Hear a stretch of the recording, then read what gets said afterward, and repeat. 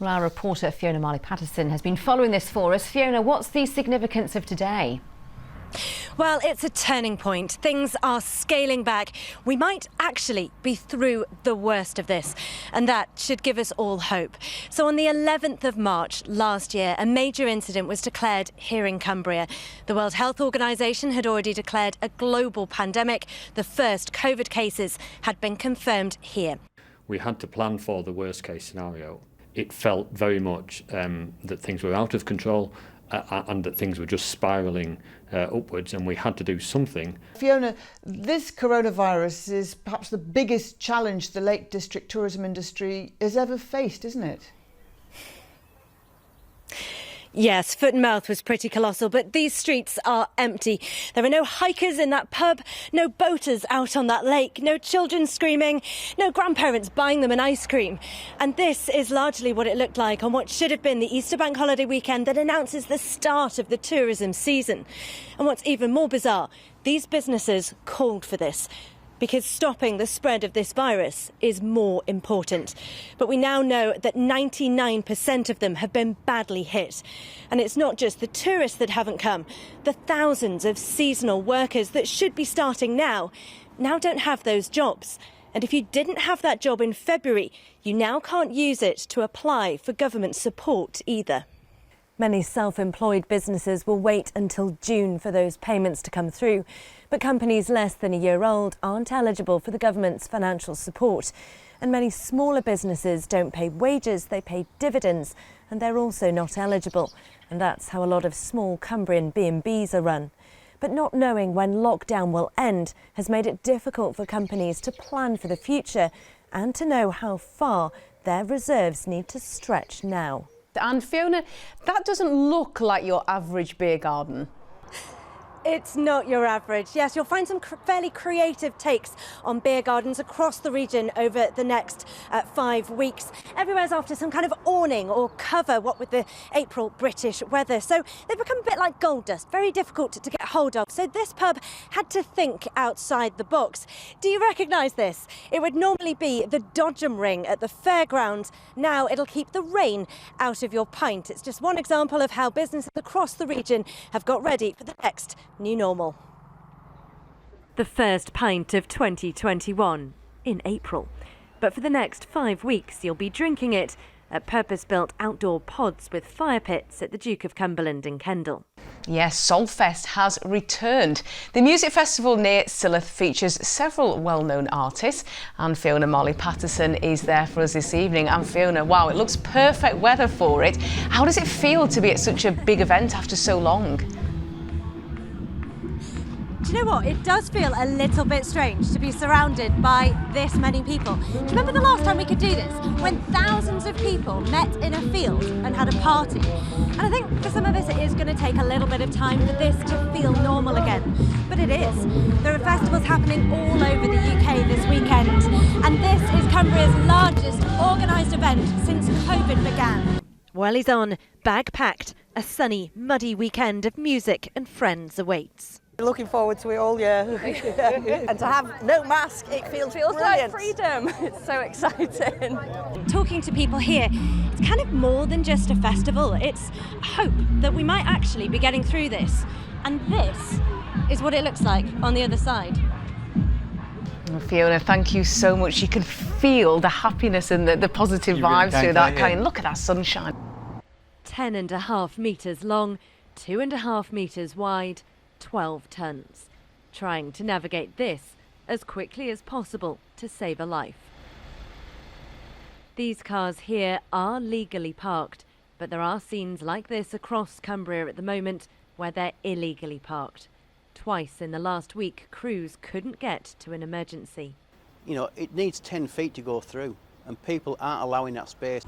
So, if there's no yellow line, can you park here? Well, a perhaps lesser known part of the Highway Code, Rule 240 if you're interested, says you can't stop if there is a double white line in the centre. It forces the traffic to cross a line that shouldn't be crossed. Overtaking here isn't allowed. It's considered too dangerous on this road. These crews say it's only a matter of time before they won't be able to reach a call to save a life. They ask us to park like it's our family that needs their help. Our reporter Fiona Marley Paterson is at Pooley Bridge on Ullswater for us this evening. Fiona, the water, as we know, can be very tempting when the sun is shining. It really can. You know, welcome to the Costa del Cumbria. Let me tell you, this morning the A591, the main artery into Windermere, was pretty much a car park, nose to tail, as people headed in for what promises to be a scorcher of a weekend here in the Lake District. They were then diverting off onto the narrow lanes, which can be difficult if you're not used to passing other vehicles, so they were then grinding to a halt as well. All good news, though, for the businesses that so desperately need a good summer, at least those that are able to stay open at the moment with the current staffing crisis and track and trace. But you can certainly see why they're wanting to come to a beautiful lakeland shore like this.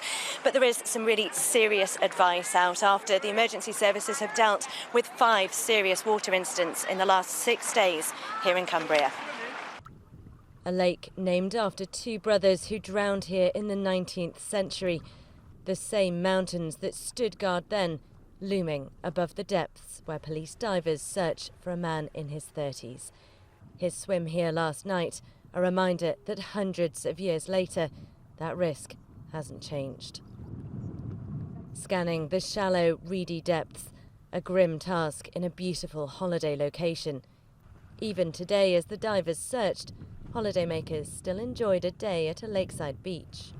Do you remember this from school? So if you know your countryside code, you'll know that you can't leave litter or camp wherever you like. It also tells you how to drive and park in the countryside.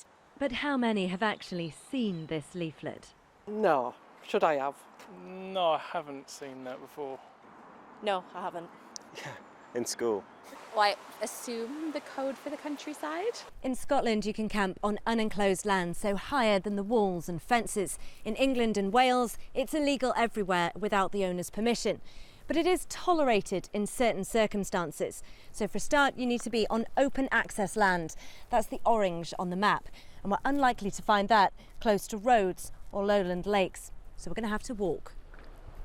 The code says leave gates as you find them, avoid going over fences or walls as it can damage them, follow paths, see signs. Wild camping is tolerated so you can have a shelter at night and stay safe in the mountains. So it should be discreet. It's probably not the 6-man tent and ideally off the path. The golden rule is arrive late, leave early, leave no trace. So it's really just the hours of darkness, so sunset to sunrise, and then you pack everything away and it's like you've never been here. And I just wanted to bring you here just to show you just how big this new World Heritage Site is.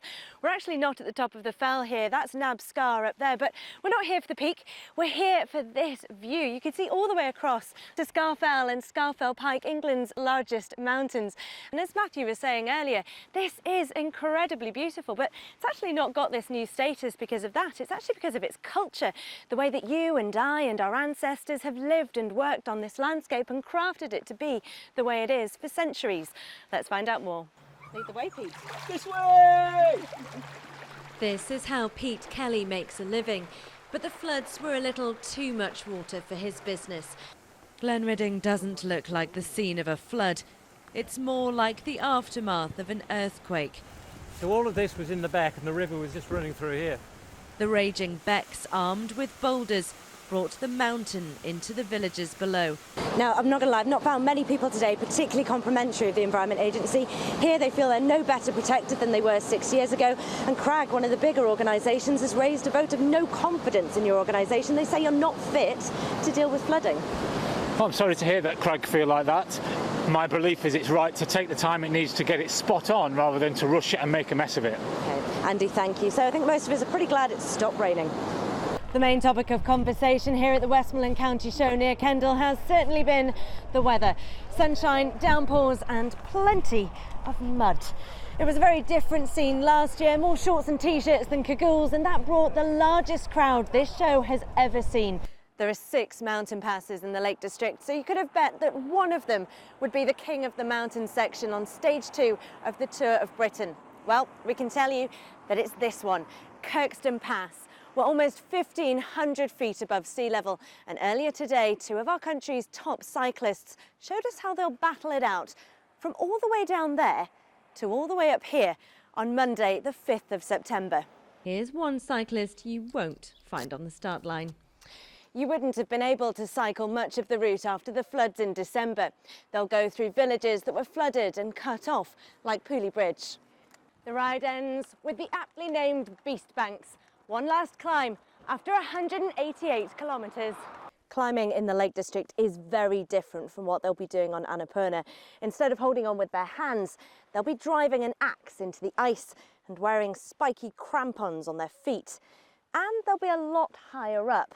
So they'll have less oxygen, which means they'll be feeling sick, they'll have headaches, and they'll be struggling to breathe. And yeah, they're doing this for fun. It's been really obvious walking with Fern today that she just loves to play. But all of this has a serious point too. As a search dog and a mountain rescue volunteer, she could be out on any of these fells any day searching for a missing person. And that's exactly what she'd do when she found them. Hiya lads, have you got room for one more? Just one. So this is military training. What else did you get up to, Tom? We've been in the OTE altitude chamber where you basically suck the oxygen out of the room and you train at altitude basically. Do you do any training that isn't, this physical? We've had to do some safety precaution training with helicopters, so basically if there is an incident then we know how to react to that incident safely. Just in case you have to jump out of a helicopter? Yeah. So is this the kind of beautiful location that you use as your kitchen? This looks perfect to me. I think we can set up here just fine. Right then, give me a job then. What am I doing? Okay. The pan's out. Oh my gosh. You carry that all the way up the fell? That's just half of it. That is not light at all. You sometimes have to pinch yourself and think where you've come from and that now you're the expert and you're inspiring other people to do it. So it's a different world looking back. I mean, it's only 2.5 years now since my life completely changed. That's good. How you doing? I'm nearly there. I'm nearly there. Quick jump. I did it. That's what I'm talking about. So you've got about 5,000 people doing this weekend. Yeah, that's right. 5,000 across the Saturday and the Sunday. All right, Fiona. So 4 cowbells, you pick your favourite. I'd start at the back, quick as you can. Try and hit one of them. Heated swimming pool awaits. I don't think that is heated swimming pool, is it? How deep is it? It's 8 foot down there, so you're not going to touch the bottom. You'll be grand. Does anybody actually hit those? A few people do hit them. Quite a lot of people don't, so no pressure. All right. Go, go, go! Ah!